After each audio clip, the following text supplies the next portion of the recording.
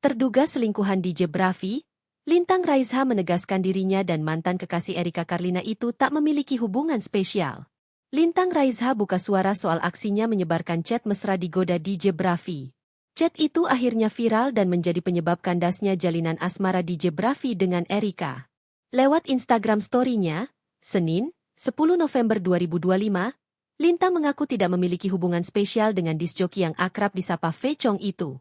Yang sangat ingin aku luruskan sekali adalah antara aku dan beliau tidak ada hubungan apapun sebelum atau sesudah kejadian itu, tegas Lintang. Aku tidak pernah memiliki hubungan apapun dengannya, lanjutnya. Ia menyebut kini sudah bahagia dengan pasangan barunya.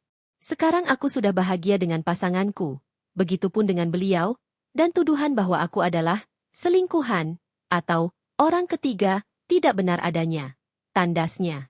Di akhir, ia berharap pemberitaan soal dirinya dan Brafi tidak dibesar-besarkan. Aku harap dengan ini, beritanya tidak perlu dibesar-besarkan lagi. Aku juga ingin meminta maaf kepada pihak-pihak yang mungkin merasa terganggu atas kejadian ini, ungkap Lintang.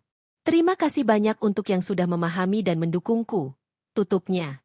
Pihaknya mengaku menyesal telah menyebarkan percakapan dirinya digoda Brafi kala itu. Padahal, Brafi diketahui telah menjalin hubungan dengan Erika.